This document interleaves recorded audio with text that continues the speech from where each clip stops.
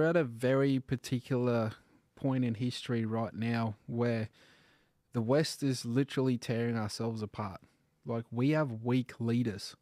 The West is weak and vulnerable. And I bet you anything that Russia and China and all of these big powers that wants to reclaim their number one spot in the world, they're watching and waiting. I mean, simple things. Look at our energy transition going to renewables. Where does most of the renewable components get produced? It comes from China. It's being shipped here on Chinese ships. So if we transition our entire energy grid to something that relies on components being made in a foreign country, because we don't make those things here. We won't be able to make those things here if they stop coal in this country. Right? So then the renewable energy actually becomes a security risk. So I am very concerned that if we don't get strong leaders that actually has the salt to stand up to these, and I don't mean Australia, obviously, because we got no chance in hell, but I mean, we need someone like a Donald Trump to actually stand up to these guys and protect the rest of the Western world and get us back on track so we can keep the peace. I'm going to have to disagree with the panel here on one particular item, and that is the concept that we cannot defend ourselves. I believe Australians can do anything because we've proven time and time again all over the world that we punch above our weight. I mean, World War II, first land battle that the Nazis lost in World War II was Australians against us in North Africa. The Japanese never been defeated properly in a land battle. That was on Kokoda. We defeated them. So we punch above our weight, and we have done all throughout human history. But the problem is exactly what you said. It's having the right leaders in the right positions that are going to actually push to have a strong defence force, but not just a strong defence force. You need an entire Australia a community behind them that's going to be strong, that's going to be strong enough to support our defence forces and to protect our nation. I mean, one of the things that they were talking about doing was a B-21 stealth bomber capability. That was one of the things that was used as an offensive capability as a deterrent against an invader. And they ended up shelving it because it was too expensive. But if you really look at it, a lot of these things now with AUKUS, the opening to technology and the opening to things that we can get, we can build up a defence force that's capable of defending the nation, but also a defence force that Australians want to join. They want to serve. They feel proud to be a part of it, and they never want to leave it. And it's not currently the case. Lots of young men and women are leaving in their droves. They're leaving, in some cases, trying to get medically discharged just so they can get out of it. And it's because of the way they get treated primarily. They get very good pay, but it's the conditions, it's the way they get treated. And let's face it, it's one of the biggest problems they've got in the Defence Force is the Officers Club. They can do no wrong. It's a click. Once you're in it, if you're lucky enough to go to Duntroon and get in it, or one of the other academies to be an officer, you're in a gravy train. Nothing you can do will ever get you removed. A digger sends a wrong text message to someone and they're kicked out the next day. And that's one of the biggest problems. What would they need to do is a reform to the military, remove direct entry officer. That's one of the biggest reforms they could do, and combine NCOs and officers into one, similar to what the Roman army had, where you join as the lowest rank, you can become the general one day. The progression naturally through promotion will lead you there, yeah. I'm actually inclined to agree with you on that, Ben, regarding Australia being able to stand up to China. It's all that we lack is leadership. That's my honest opinion. When it comes to morale, we didn't do any favours for us with morale with regards to the pandemic. We were kicking all the people out that were vaccinated. We know know that the US has reversed their forced jab on their personnel. Turns out they actually need to get the recruiting up, and it was crap to start with. And so we decimated the morale with regards to that. We deterred people of courage in this country, many of which in the freedom, open-minded sort of community that we're in, from joining the military. And on top of that, we've got a lot going for us. I mean, as much as we worry about the military personnel in China being 3.3 million people, Australia is still 27 million people. Now, look, I'm not saying that every man, woman, and child has to be able to hold a gun. I don't think so. But we are a very, very long way away from China. If a lot of people don't realise this, we've got a massive sea in between us. London is actually closer to Beijing than Sydney is to Beijing. Did you know that? And the funny thing about that is they've got to come a very long way with a very large moat here to around us to get us. It's hard enough for them to take Taiwan.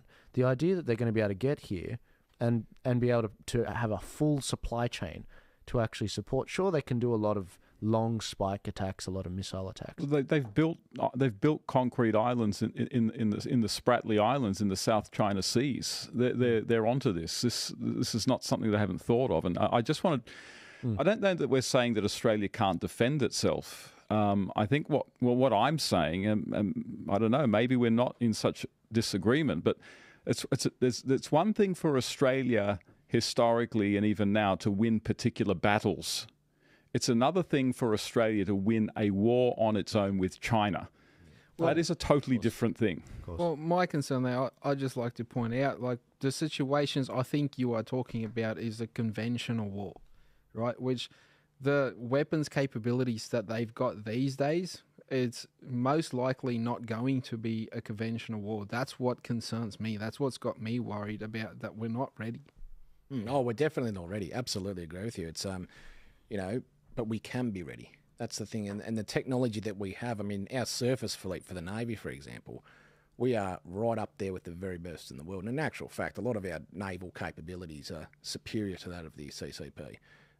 They trump them. I mean, you're talking about some of the capabilities like a Hobart-class destroyer. It can sit off, like 30 nautical miles offshore and, fry a city or, with electronic warfare capabilities. The things that it can actually do to a whole city is unbelievable. So that's just one small capability that the surface fleet has. But in terms of, when Scott Morrison was in, one of the things he actually pushed behind, it was one of the things that never really got much media attention.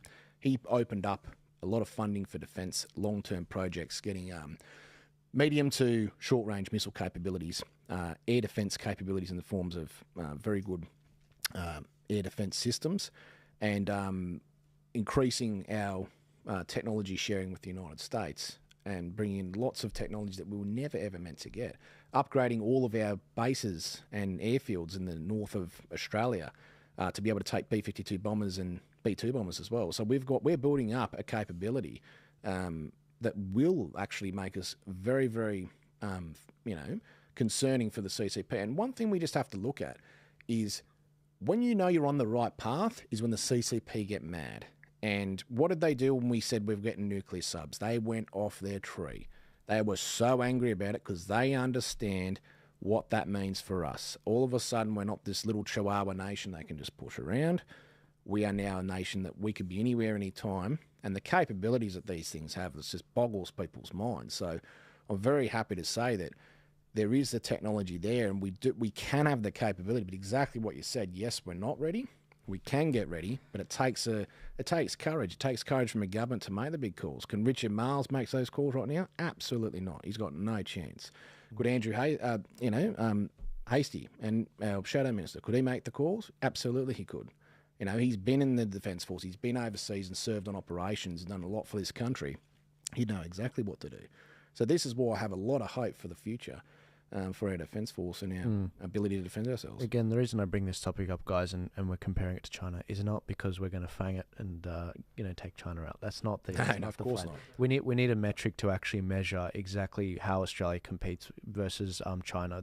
We invest $42 billion every year in our military. They invest $233 billion every year.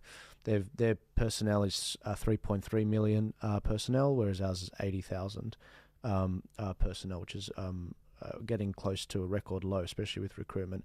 They've got 79 submarines. Australia's got 6. In terms of tanks, we've got some 59 of the Abrams class, whereas they've got 3,200. We've got 75 jets, some of the best in the world, actually, whereas they've got 1,200. Australia, our economy is the same size as Russia's. Did you know that? And so and everyone sees Russia as this big, overwhelming force, but there's so much wastage in our government. There's so much wastage. I mean, just $42 billion is how much money we actually spend on the Aboriginal stuff. That's our defence budget.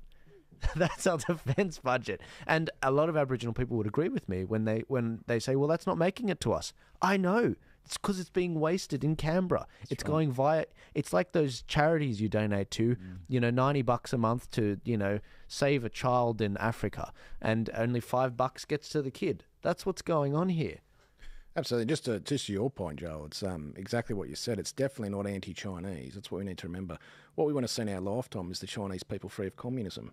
I mean, if you look at how well Taiwan performs, how well Hong Kong historically have performed, and when Chinese people go to other countries, how they prosper.